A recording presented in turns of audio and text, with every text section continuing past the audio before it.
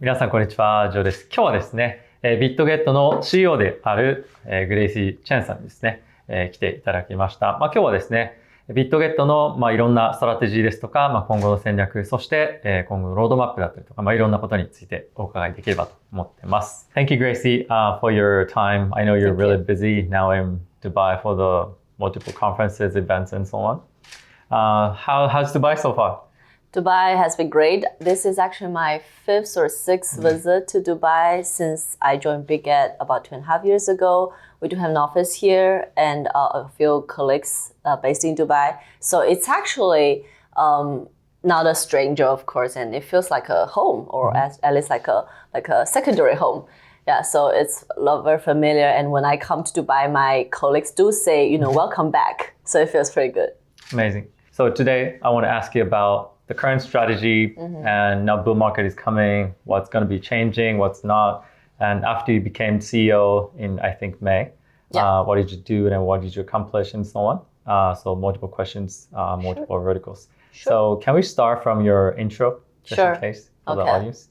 I'm Gracie Chen. I was the managing director of Bitget when I joined the firm 2.5 years ago. And when I joined the company, April 2020, that was actually 1 week before Luna collapse. And then end of the year, we had FTX collapse. So it was a very turbulent year, I would say, and also joined Bitget since the bear market and go through the bear market with the company, see hyper growth that we had, growing from, for example, in terms of employee number, we had 150 employees when I joined the company. And now we have about 1,600. Wow. So more than 1,500. So 10 times the volume.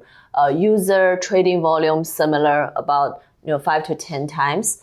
And I'm very proud of the achievements we had, especially during the bear market. It's actually not easy to grow.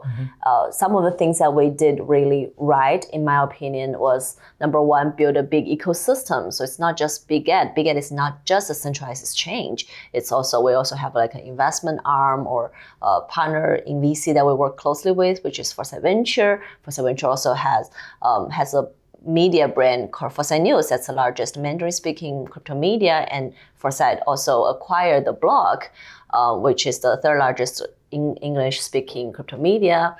We have Bitget Wallet, and Bitget Wallet has seen lots of growth recently, especially in terms of download number. It's actually surpassed Trust Wallet and MetaMask already. So it's a big ecosystem we're building, and of course we can chat more about this ecosystem later. But basically, I think seeing the hyper growth in this bear market is actually not easy, but I'm very proud. Yeah, thank you for that intro. And obviously, I think the Bitget is now one of the best and also the fastest growing exchange in the space.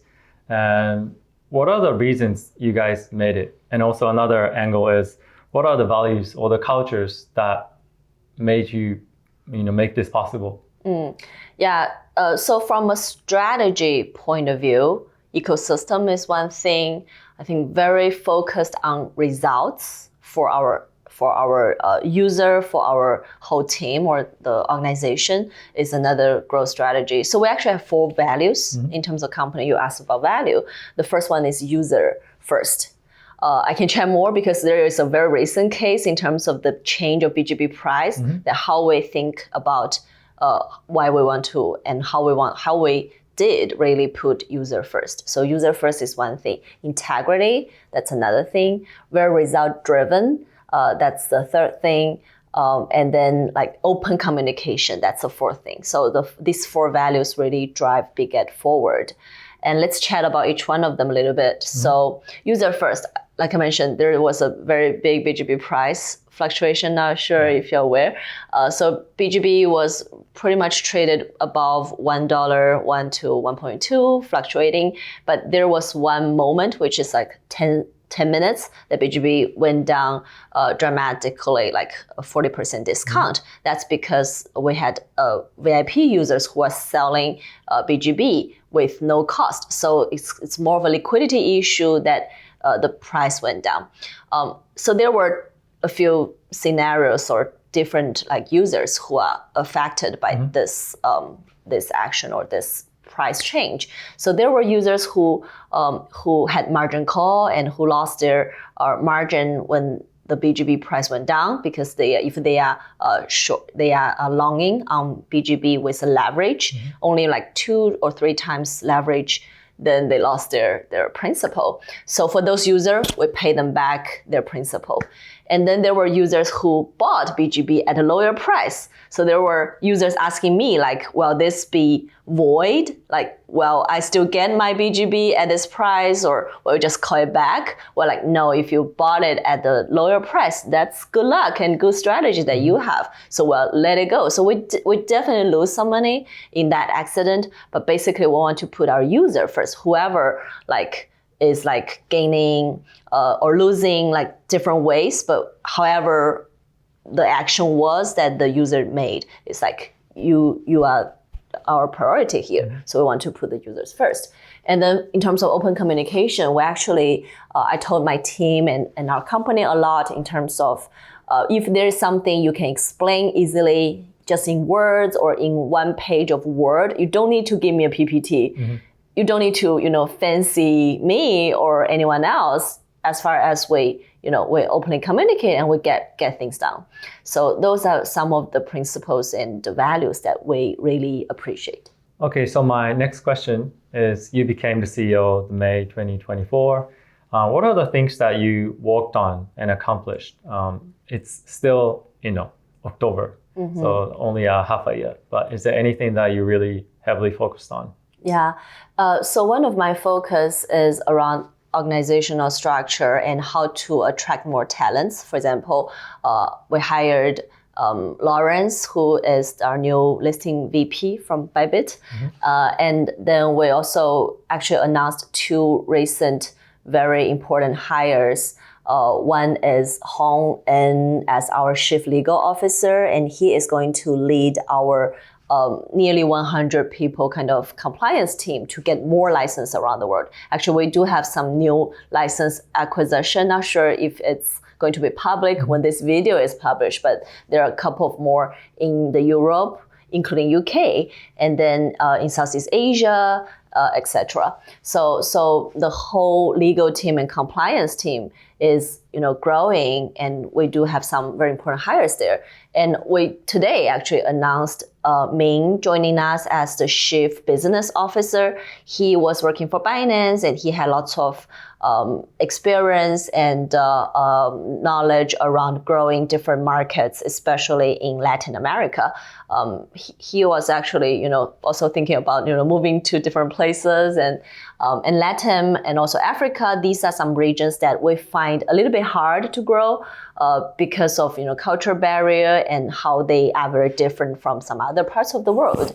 But we hope like his joining can enable us to do better in many global regions. So here are some very important hires. So in terms of how to grow our team, and a little bit difference a little bit like change in terms of the organizational structure. I think that's one key thing. And another thing is our focus on enabling good quality projects for listing, for Launchpool, and how we want to work closely with them, not just direct listing, but also hopefully invite them to Launchpool. Last year, Athena launched their token on all the exchanges, but they only did Launchpool with 3 exchanges, which was Binance, Bitget, and Bitget. We want to continue this trend and position us as a first-tier exchange for listing. So lots of change on spot market listing strategies.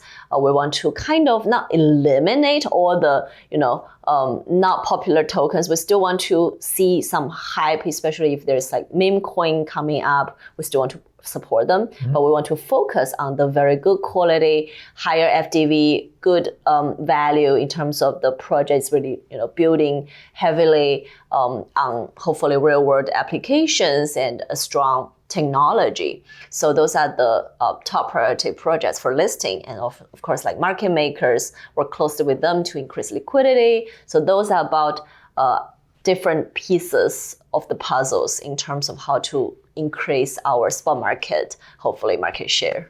Sounds great. I want to go over the meme coin later. Sure. But, yeah. So next question is, now the market is booming. Today, or yesterday, Bitcoin just went over 70K. 71. 71, yes. And is your strategy changing because of this hype or the market cycle? I recently saw you, and also I joined the MA of Bitget launch. Is there something particularly you kind of focus on in terms of ecosystem or product? What are the things that things in your mind for the bull cycle? Yeah.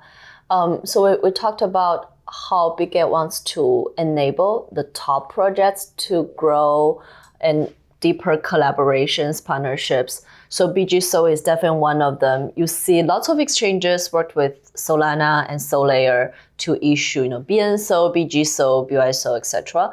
Bitget, I think, is the top one among exchanges, other than Solana itself in terms of the staking volume. One reason we want to do that is we see our users' interest in holding Solana, hopefully with some earning if they can stake the token. And also, we're actually working very closely with Solana Foundation on many dimensions, not just BGSO, but also, we were looking at their new phone together and how Bitget can be part of it. We are also investing a lot in Solana ecosystem projects. We support those tokens for listing as well. I chatted with Lily Liu, the foundation, Solana Foundation president, a few times, and there were actually lots of collaborations that we can do together. So helping the fast-growing ecosystem is one strategy that we have actually not like right now, like a recent shift. We started to do that about a year ago. We also recently invested in Tone Foundation, 30 mil investment, which was announced during Token 1249 in September. That's another ecosystem that we're very bullish on. Aptos is another one. So there were a few ecosystems that we see what they're doing makes sense. We wanted to invest more, and we did support the project. So I think that's one growing strategy. And another one is still, very focused on the new listings, the new listing tokens. For example, Dogs, which is the Tone, Dogs and Cats, those are two Tone meme coins, was listed about, I think, 1 or 2 months ago. Yeah. Both very popular, brought a lot of users to Bitget as well. And in terms of, for example, Dogs, it's we did something called pre-deposit. That means even before the token was listed on any exchanges, once they have airdrop, the users had airdrop, on the Dogs website, they can directly deposit those airdrops to Bitget before the token is listed. And those kind of collaboration, we need some technical and product merge in terms of giving them an API, and the projects need to build in the API for us. But it's actually very quick. It's just like a 1 day sort of turnover that the project can support the pre-deposit on Bitget. So those are some of the operational activities we did, which we find very useful, very convenient for the users. In the meantime, for exchanges, get us a lot of users and new trading volume, which of course that all the exchanges are looking for. What do you think about meme coin trend? Now, I think kind of, all the exchanges rushing into, launching those meme coins and so on. Is it difficult to choose which one to list, which one not to? I would say it's actually not that difficult as far as you can say no firmly. So the hard part is not about the choice, it's about saying no, because there's so many meme coins approaching us, approaching our listing managers, approaching my Twitter account, and my TG kind of scammed or spammed my social accounts that they wanted to be listed on Bitget because there are lots of trading volume around. But from Bitget's point of view, it's actually not that hard because we only look at numbers. We look at tractions. So don't give me that much, story or bullshitting about what you're building and how strong your community is. Well, just look at the data. What's the trading volume? If it's only on DEX, what's the 24-hour trading volume? How many wallets hold that? we look at social accounts, if it's like Twitter, Telegram, Discord, we also dig deeper because we don't just take those numbers for granted. If you said you have like 1 million followers, we will look at those followers, like are those real followers and how many influencers or the so-called smart money that is following this account and paying attention to this meme coin. And we're doing something similar to all the tokens that want to be listed on Bitget. But meme coins especially simple and straightforward because there are no much fundamentals. It's a lot about the narrative, a lot about how crazy the community is, and how popular the token is. So it's actually more simpler than normal tokens in terms of listing. But you are right. There are thousands, like if not like. I think there's probably more than 100K different meme coins issued. But there is probably only, multiple or dozens that can be listed on Bitget. So we will need to say no to many of them, and we want to find the most popular one. Okay.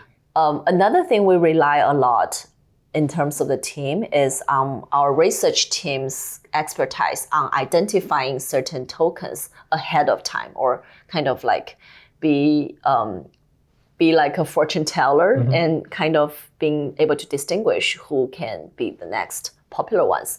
So for example, we listed Pepe 3 weeks earlier than Binance did that. And if you bought Pepe when we listed it and then sold it when Binance listed, you get like an easy 10x. So some of we do have dedicated teams to look into the popular tokens in order for listing. And that's how we want to provide more of a good quality or valuable assets for our users at Bitget. Thank you. So if you hear, maybe better to we check what's listing on. So the people you listen, you probably better to check what's listing on Bitget. So it's going to be really a big alpha, I guess. Yeah, and the next question is Bitget wallet. I think it's one of the biggest wallets in the space, and also I think now it's really popular also in Japan and Asian countries. And it's also very popular in some random countries or like African countries like Nigeria. I heard that our download in Nigeria actually surpassed Google. Really? Which is really interesting. TikTok. Yeah. And what are the strategies? What are the actually reason you launch wallet massively? And also what are you gonna do with it from here?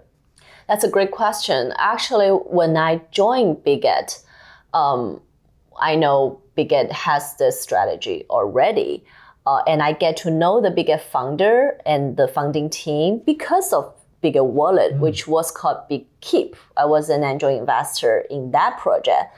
And when some of our team, our founder reached out to their investor at Bitget saying like they were looking for a managing director who has like lots of marketing experience and are passionate about token and blockchain and crypto in general, they asked me like whether you know someone like that. And I volunteered myself. I said, I had 8 years experience working as CEO and CMO in some Web2 startups. And that sounds like a good fit because I have journalism background and marketing background. Anyway, so I get to know the team because of Bitget wallet. It was called Bitget.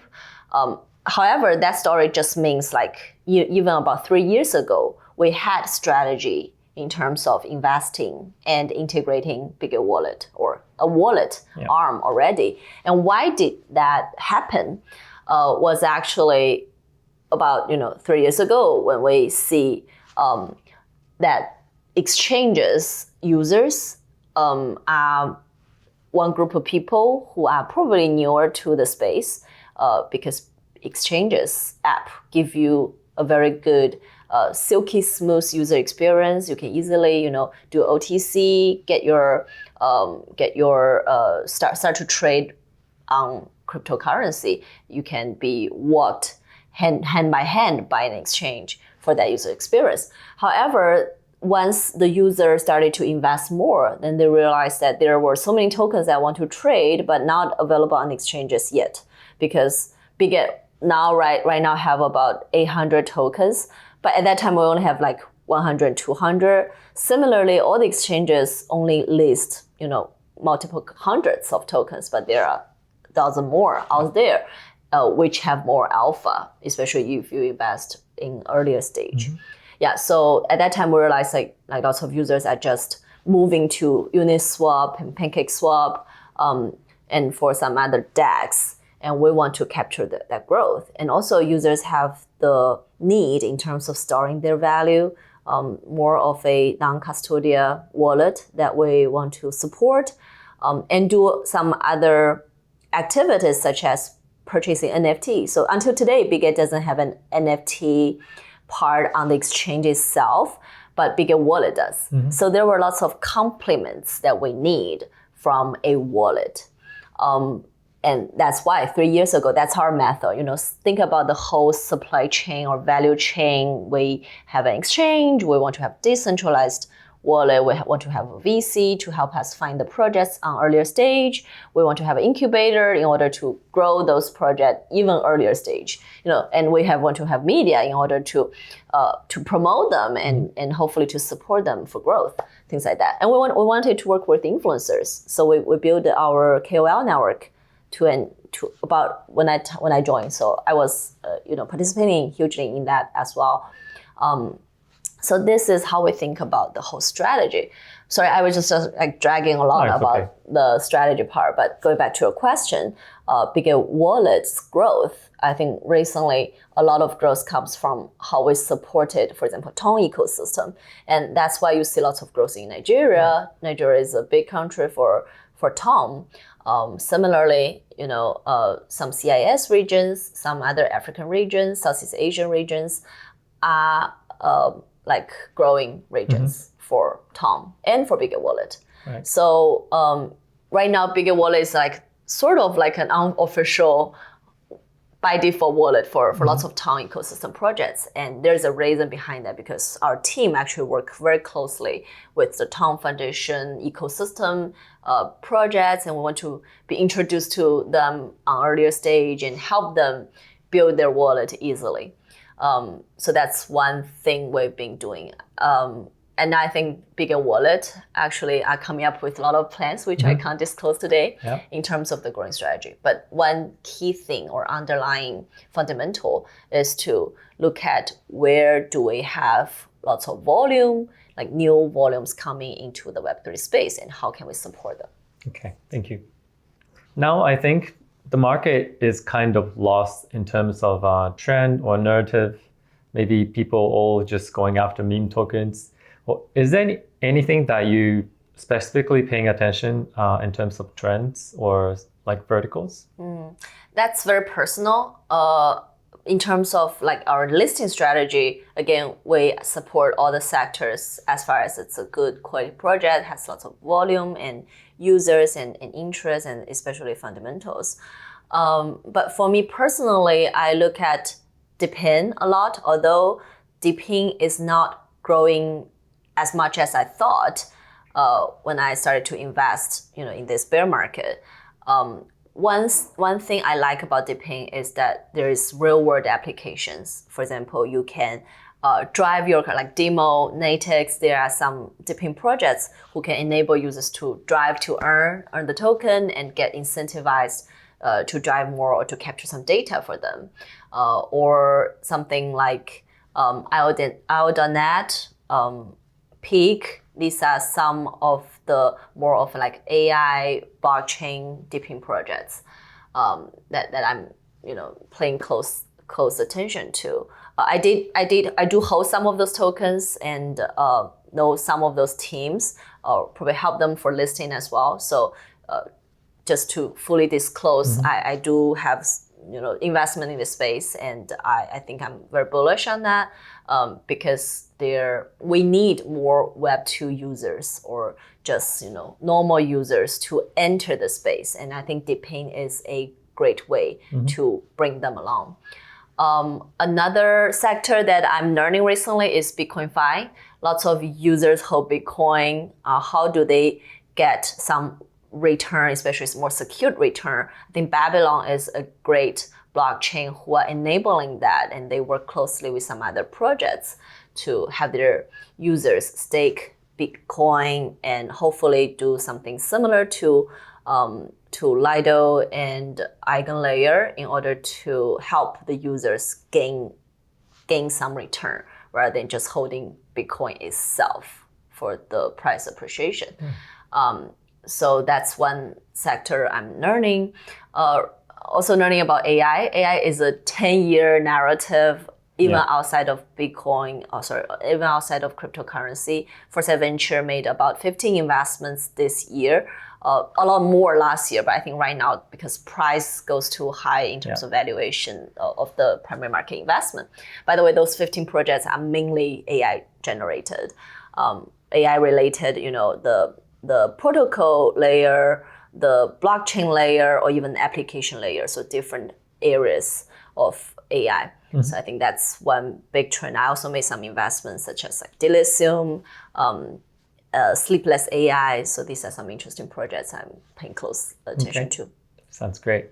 And last question before closing is that now BlackRock coming in, Wall Street coming in, because of, I think, ETF, more people, more investors pay more attention to Bitcoin, crypto. Yeah. But even more broadly adopted, what do we have to work on as a industry?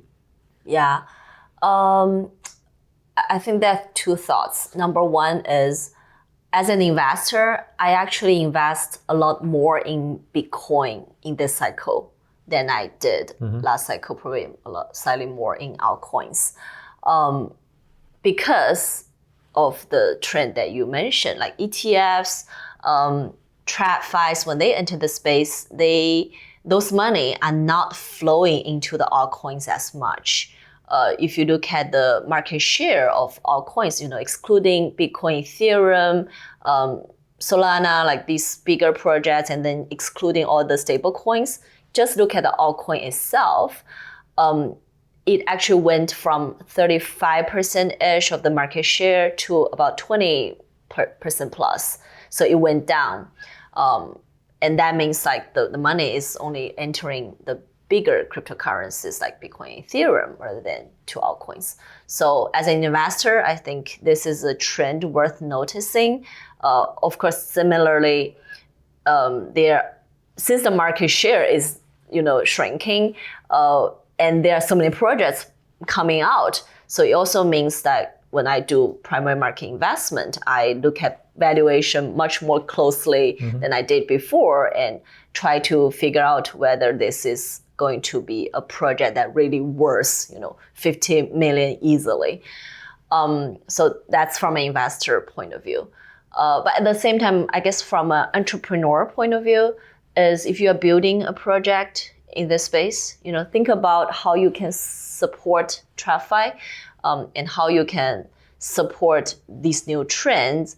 Or if you're still very DJing, very crypto native, think about, what's the so-called real value proposition you have, like the so-called market power in terms of technology, in terms of narrative, in terms of connection,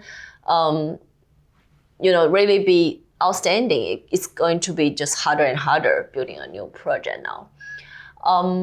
Or, support something like TradFi and PayFi. As I mentioned, Morph, which is a layer 2 that we invested in, they pivoted to PayFi now, and because they see the trend, and we see that trend together. So I guess those are some of those thoughts that I have around ETF and TradFi entering crypto. Sounds great. And lastly, to the audience, can you make some comments? Any comments is fine. Just whatever you want to talk to. To the audience, see you when Bitcoin hits 100K, which I think can possibly happen this year, if not next year, hopefully. The price range that I hope Bitcoin can reach, around that. I think that's probably doable. So see you there. Sounds great. And please don't forget to follow Gracy and also Bitget accounts on Twitter. I put it on the description page. Okay. All right. Thank you so much, Gracy. Nice meeting you, Joe.